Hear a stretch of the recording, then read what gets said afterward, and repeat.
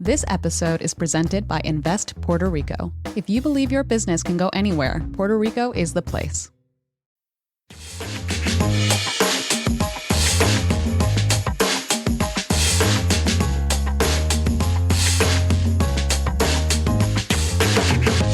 Hello and welcome back to Equity, TechCrunch's flagship podcast about the business of startups. It's officially 2025, so Happy New Year. I'm Rebecca Balan, and this is the episode where we bring on industry experts to help us home in on a trend in the tech world and dive deep. As we mentioned on Friday, all eyes are on Bluesky's rapid growth. But according to the social platform's CEO, Jay Graber, their goal is not to just recreate Twitter. Today, I'm handing the reins over to TechCrunch senior reporter Max Zeff, who sat down with Graber at our last Strictly VC event. The pair dug into the company's success and why, according to Graber, people need to, quote, be able to control the social networks they communicate on, regardless of whether that continues to be Bluesky or another federated social platform. Let's take a listen. Yeah, so starter packs get a lot of people on at once, basically, because anyone can create one. You create a list of all the accounts that you want to add to it, all the feeds you want to add to it, because anyone can create their own custom feeds. And then you can send that with a link to your friend or share that on social media. You can even put up a QR code, which we did yesterday at the Wired conference, where people can scan it and then download the app and immediately be onboarded into a curated experience that your friend made for you. And we did this because actually a lot of people on the team have tried Twitter multiple times. And for some people, it didn't stick until their friend went in and followed 200 people for them. And then they were realizing, oh, okay, now I've found this niche that I didn't know was here that I'm interested in now. So to overcome that problem and also make it easier for people to break network effects and come over all at once, we built what is essentially an automated version of what my friend's friend did for her, which was just follow 200 people that your friend picks for you. Yeah, it's really smart, and it's really helped the platform grow a lot. I think yesterday you guys reached 24 million users. Is that right? Yep. And how many do you have? How many did you have at the start of this year? I think it was like closer to like a million or like a few million or something like that. A few million, something like that. Yeah, we opened up in February, so we were invite only. Oh, so we were 3 million. We grew up to 3 million through the invite system. And then we opened up in February, and that was how many we'd gotten through just people inviting each other through invite links. And then we think we grew up to about 10 million fairly quickly from there. So yeah, that February was public launch. And I kind of wanted to talk about your origins for a second. I mean, you started inside of Twitter. It was funded by Jack Dorsey, who was playing a big role in the origins of Bluesky, but it was also created largely because of this paper called Protocols, Not Platforms. I was wondering if you could talk about what that paper is and how much it's influenced what Bluesky is today. Yeah, so it's a pretty strange story. I never actually worked for Twitter. I was pulled into the Bluesky project as an outside expert on decentralized social networks. I was building decentralized social protocols, building a social app on my own as a developer at the time. And Mike Masnick, this tech journalist, wrote a paper in 2019 called Protocols, Not Platforms that put out a vision of how social media could be different if Twitter were originally a protocol or any of these social platforms were. And, you could treat it more like a public good, more like an open platform that anyone could build on. And he proposed that this could be a path towards resolving some of the thorny issues around moderation and free speech and all these things, because now you have a platform where if people don't like it, they can fork it, they can modify it, they can go off and society can sort of co-evolve the platform along with changing values. So Mike now is on the board. When Jack left, Mike replaced him on the board. And we've just been steering towards that initial vision that was set forth in the early days when, Mike pitched Twitter on it. And I mean, you have an interesting role because you are not just the CEO of Bluesky, the platform, you're also the kind of steward of the protocol that it's built on top of. So if people don't like Bluesky, the platform, they can join another app that's built on top of the protocol. Am I understanding that correctly? Yeah. The protocol, we have heard it described as a toolbox for building social applications. And that's pretty accurate, I think, because there's lots of pieces to it. We made it pretty modular, composable, so you can just use the identity piece. You can build a whole new app on it. You can build a whole new moderation service, or you can do the whole thing from scratch yourself and have the pieces interoperate. I'm curious if you think that those roles are at odds with each other, because on the one hand, you're in charge of this protocol, this ecosystem that's supposed to be very open. And then on the other hand, you're trying to grow this platform and you're competing with some pretty big players and you have investors. And I'm just curious if you think that those roles could ever conflict with each other. Yeah, our thesis was that driving growth and dogfooding the protocol. So actually building something that had scale on it was the best way to get attention on the protocol and to make sure that it was really robust and could serve something at scale. Our original goal was to build just the protocol and then get Twitter on it. And so Twitter would be the client application and we would maybe roll it out, a piece at a time. But of course, that didn't happen. We went ahead and built our own app. But then the path towards protocol adoption now has been getting devs and users on. And so having a lot of users in an open social graph, open APIs, brings more developers who start to check it out. And social has just been really closed for a long time. Like, the age where you could go and build a new client app or build a new experiment on Twitter or Facebook was like 10 years ago. There's a lot of constant appetite for reinvention, but not having that open network has made it not possible. So now that we've got users and we've built on an open foundation from the ground up, everything is open source, protocols are open, APIs open, that means that now this is driving attention into the protocol ecosystem. So the idea is that you've said this before, that you can vote with your feet. You're not locked into this platform, which is really different from the way that social media has occurred forever, basically. Yeah, there's a lot of ways to build protocols. There's also a lot of other decentralized social protocols out there, but our design philosophy really, as you said, revolved around allowing users to vote with their feet because, when you try to make something like 100% user choice, there's too much complexity for people to manage. Like, you don't want to have to set up everything about your experience just to use the thing. And so we offer you a lot of defaults when you use the Bluesky app. But if you don't like our defaults, we give you the option to change them, both within the app and outside of the app if you want to choose a new experience entirely. I think it's really cool what you guys have built. And I think a lot of people have thought that this is really cool right now. I mean, that I can go on a social media platform and I can choose my own adventure, kind of. Like, I can choose who I want to see. I can choose who I don't want to see. I can just have like a following feed that doesn't involve Elon Musk, which is something that a lot of people really want right now. But I'm curious how you think about advertisers playing into this, because advertising is the way that all of social media has basically been funded up until this point. And I don't quite understand how it fits into a decentralized social media network like Bluesky. So do advertisers have a home on Bluesky? I think advertising, the way it's played out with social networks, is a bit like the resource curse, because once social networks realized that, you could trap users in here, just give them one feed and push advertisements in it, it turned out to be so lucrative that no other business models were explored. And then because the network effects are so powerful, users found it really hard to leave. And that means that you can degrade the experience significantly until users finally give up and leave. And even if they're done with it, they might still stay on for professional reasons or whatever, because it's become so important. One really important thing for us is to not replicate this model. And we've done that by, in some ways, locking things open. So the fact that we don't control a single feed that we can degrade, if we push a bunch of advertisements into it, people could, first of all, just pick a different feed because there's an open marketplace of feeds. But then if we close that down, then they could pick a different app. And so that means that we're leaving the door open for competition in this regard, always. Right, but does that mean that advertisers can never be on Bluesky? I don't think that's necessarily true, but I think that the ways that we would explore advertising, if we did, would be much more user intent driven. And so we want to keep our incentives aligned with users and making sure that we're not turning into the model where the user's attention is the product because you've got them locked in and you've trapped a bunch of eyeballs on your platform, but rather, it's user choice that keeps them on the app because they have options to leave. And then whatever kind of advertising you do then has to fit into the model of what users and creators want. Right. So, of course, you have to think about, okay, what are these other business models that you can explore now? And I think one of them that I think your COO talked about yesterday was subscriptions that are coming this year. Is that right? Well, timelines have kind of been thrown up in the air. We've gotten a lot of growth recently. But yes, eventually subscriptions, because the goal there is to start experimenting with ways we can add value, start to get money flowing through the ecosystem.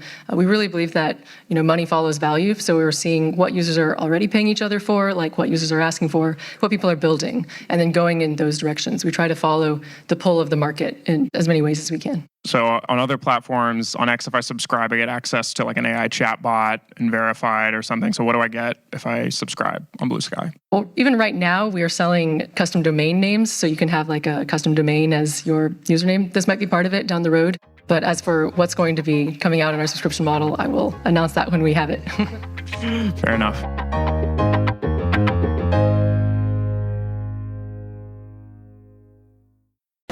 What's next in innovation? That's not the right question. It's where.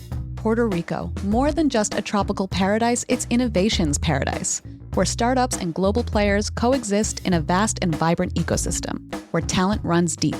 highly skilled and bilingual. Plus, the island offers the most competitive tax incentives in the U.S. If you believe your business can go anywhere, Puerto Rico is the place. Find out more at investpr.org/equity. What about verification? Well, first off, I want to ask you just broadly, why has verification become this enormous thing with every social media platform that verification comes up time and time again? I'm just curious to get your thoughts on it broadly. Yeah, there's, I think, the question of just authenticity and dealing with impersonation, which can be a real problem. People can get scammed, or there can be fake news spread around by somebody who's pretending they're someone they're not. And so that's one issue, and that can kind of be handled partly through moderation and other ways through reputation signals of making sure this is the right account. And then I think verification is also in some ways about status. People care a lot about what it means. They care a lot about what is, and who's giving it. And generally the model is the app itself gives it, because the app itself gives you every experience you have. And the model that we've built around feeds, around moderation, have these large third-party ecosystems. And whatever we do, we're never going to be the only provider. So the way that verification works right now is through domain names. So if you have a well-known domain, TechCrunch can be techcrunch.com as your username. And then you know that only TechCrunch could have done that because they have to control that domain name. And that's the only way they could set it as their username. So this builds off the existing trust model of the web. Our goal is to make social like the web again. And after many years of starting to accumulate trust in certain domain names that have a strong brand reputation, we can just build off that. That doesn't solve it for everybody, because you might not have a domain name that's associated with you, but it solves it for some folks. So right now, that's what we've been encouraging people to do. And when do you think verification will come to the platform? Beyond that, well, it's an area of active discussion right now. We've put it out there. People have been talking about it on the app, on GitHub issues, and it's something that we want to make sure that there's enough alignment and community buy-in for anything that we roll out, so that it's not just something, because it can really start to change the incentives of the game when you introduce something like that. Sure. And I wanted to talk a little bit about your competitors in the space and who you think your competitors are here. Every social app that doesn't give you the ability to leave and just gives you a single centralized feed. So, there's some pretty competitive folks in there. There's Elon Musk and with X, and Mark Zuckerberg with Threads. And there's Mastodon too, which is another decentralized player. But Musk and Zuckerberg are two people who famously, people say you don't want to compete with them. And it's really interesting, your approach to this, where you have this app where you say that people can vote with their feet if they want, versus it's a pretty open approach versus two of the most competitive entrepreneurs of our generation. And I'm just curious, how are you handling the pressure of competing with those two people? At heart, I am a digital rights activist. That's how I started off my career. I think this is just the direction society needs to go. People need to be able to control the social networks that they communicate on, because it's become really vital infrastructure. So I just think it's necessary to be done. You need to have open social networks that can evolve along with society.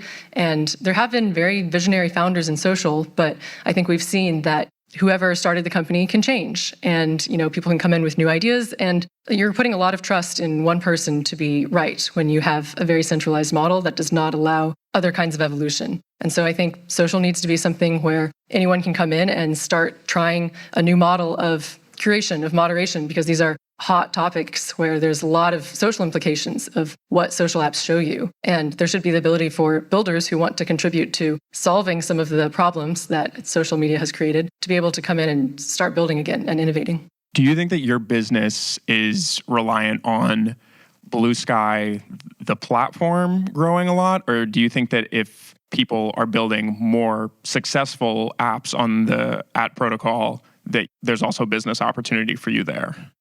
I think there's paths to success through both.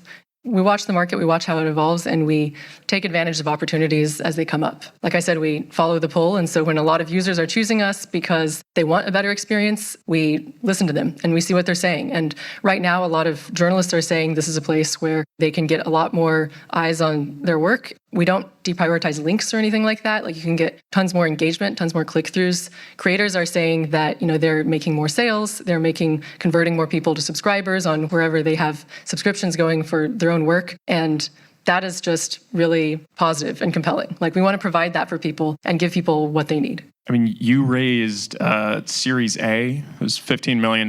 You announced it in October. I think it was closed maybe a little bit before that. But I'm just curious. I mean, you had about half as many users then. And I think this was pre the era where everyone was talking that Bluesky has the juice. So I'm just curious, are you guys looking to raise again soon? Are you getting attention from investors right now? Definitely getting attention. And again, I think we kind of, I've learned that fundraising is a very continual process, ideally, where you build relationships over time. We also really like to get to know people, and we have pretty close relationships with the people who've invested. Early on, we had angel investors who, for example, one of them used to lead the dev platform at Twitter before they were opening up the APIs, and they shut them all down again. And then he was like, the only way that this is going to work and people are going to build again is on an open protocol. People like that have been super helpful. And so we just try to build relationships with the right people over time and find ways to bring them into the story. What are you telling these investors right now? Because I think that right now, the business model, I think of it, is still super young. I mean, you're in this growth stage right now. So, what are you saying to investors right now to get them on board?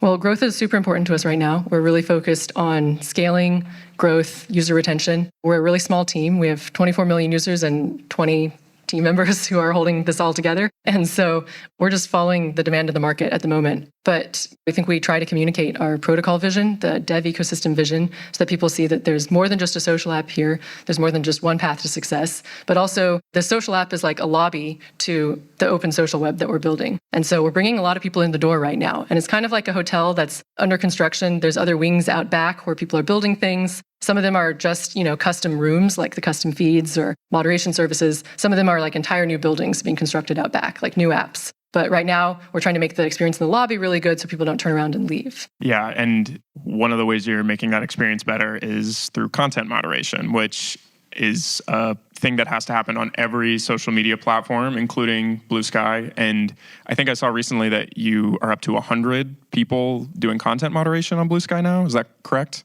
We usually don't give away the exact numbers. I don't know, some people on the team might have said, but yeah, it's just that we have a content moderation team and we use a combination of automated systems and human systems. And then we have a stackable approach where on top of what we build, anyone else can run a moderation service. So the same way that we do moderation, we use a software called Ozone, so the protective ozone layer for the atmosphere, and that's open source. Anyone else can run it. There are people running versions of this, and they run their own custom labelers that any user in the app can plug in and have that moderation be a part of their experience. And then if you want to move away from the defaults that we have set, it's possible for other apps to just take these pieces and recombine them any way that they want. I mean, Meta came out recently. It said that they've been ham-fisted with their content moderation on Threads, which I think is true. And I think you could look at X and say they've been pretty lax about content moderation in the last year. So where do you fall in this on the X to Threads spectrum?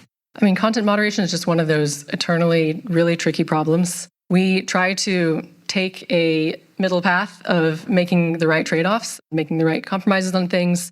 And then we try to create a good experience. At the end of the day, we're really focused on user choice and user experience. And so that has meant prioritizing things like anti-harassment tooling and from automated systems to the way that, quote posts work. Like we let you opt out of quote posts if you feel like you're getting dogpiled through the quote posts. We let you go in and, moderate your own reply section under your threads that you start, because that's something that people have asked for. And we think of each person's microblog as essentially like their blog. Like it's actually very similar. You can host it yourself if you want on your own hardware. So then our approach to moderation here is just, let's create the best experience for the most people that we can come up with. And then if you want more stuff on top, you can build more on top. And if you want to move outside of it, again, you can vote with your feet and leave. Yeah, and I mean, you just had this event yesterday, which people are calling like the first breaking news event on Bluesky, which is like the South Korea event with their government there. And this alleged coup. And I'm curious, did you run into any problems yesterday with content moderation for, such a hot event like that? I think we're always just adapting. I mean, it's also a moving target because, every social platform becomes a site where there's bots, there's people coming on trying to disrupt. And so, we have both a combination of automated and human systems where we're trying in real time to respond to how are things changing given this event or this new influx. Yeah. And last question for you. I know we're out of time here, but I just wanted to, talk about this is a really kind of bold approach to social media that a lot of people have been trying right now and for several years now. But I'm just curious about, you're the platform, you're the person who seems to be doing it right at this moment. And I'm curious what your vision is for the next generation of social media. Make social like the open web. Have the ability for people to build things, new sites to spring up, new experiences to be built, for the core layers of it to become standardized so that people can build on this and know that it's stable, long-term infrastructure. And then have people be able to rely on this as something that becomes part of their digital life that sticks around. So the apps and the services and the ways that people will use social will always come and go. Like new trends will come along, people want to do new things, but then things like your online identity, we hope to be something that becomes something you can port between sites and becomes a lot more durable, like email or a phone number. Because creators are told these days, a lot of the advice on blogs is make sure you build your own email list, because that's what's going to stay around if the algorithm changes or you get demonetized or something. Because email is a protocol and that's stuck around. So we want the @ protocol to be like that. So in the future, if I ask, where are you at online, you can give me your @ protocol, and that's your website. It's like your domain name that you own. And underneath that is Bluesky and every other app that's built on the @ protocol, all linked together. And then, I can follow you on Bluesky if I have that, or if not, I could just, connect with you through some other means. All right. Well, thank you so much for your time, Jay. Thank you. Check out Bluesky. Equity is produced by Theresa Loconsolo with editing by Kell. Bryce Durbin is our illustrator, and we'd like to give a big thanks to our audience development team and Henry Pickavet, who manages TechCrunch audio products. Thanks so much for listening, and we'll talk to you next time.